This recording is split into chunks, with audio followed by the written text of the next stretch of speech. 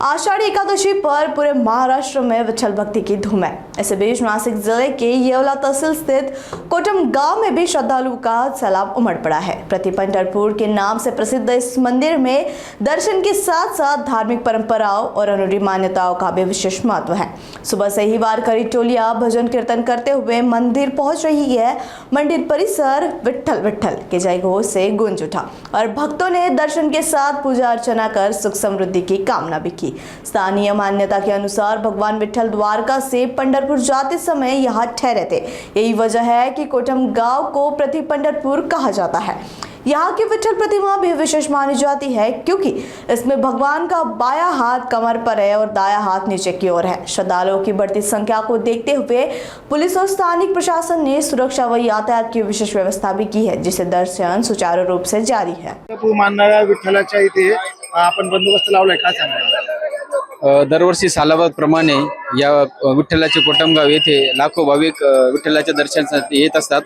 त्या अनुषंगाने आपण जवळपास 4 अधिकारी, 50 अंमलदार, 30 होमगार्ड आणि एक आरसीबी प्लाटून जवळपास 100च्या आसपास पोलीस अंमलदार या ठिकाणी लावलेले आहे। मी आपल्या मार्फतीने सर्व भाविकांना विनंती करतो की त्यांनी दर्शनाचा लाभ घ्यावा, कुठेही गर्दी करू नये। तसेच गर्दीमध्ये आपल्या लहान मुलांचा सांभाळ करावा।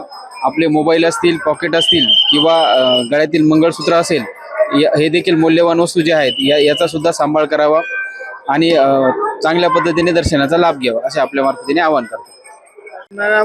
भक्त भरपूर मोठा आहे आणि काय म्हणून इथे प्रति पंढरपूर मानलं जातं, काय आख्यायिका आहे?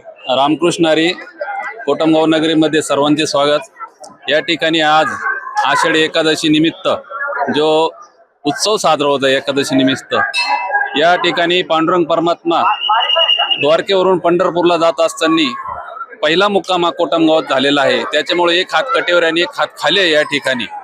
तसेच आज पहाटे कुणाल भाऊ दराडे यांनी सपत्नीक महापूजा, महाअभिषेक आणि महाआरती केलेली आहे। त्यांच्या जोडीला गावचे सरपंच राजू काकडीज होते।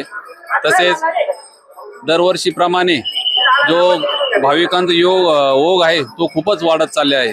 साधारणतः 200 ते 300 दिंड्या या ठिकाणी दिवसभरात येत असतात। 2 ते 2.5 लाख भाविक या ठिकाणी होत असतात। तसेच येवला शहर पोलीस स्टेशनचे माननीय PI साहेब, मंडलिक साहेब यांच्या मार्गदर्शनाखाली पूर्ण बंदोबस्त, बॅरिकेटिंग आणि पार्किंगची व्यवस्था या ठिकाणी करण्यात आलेली आहे।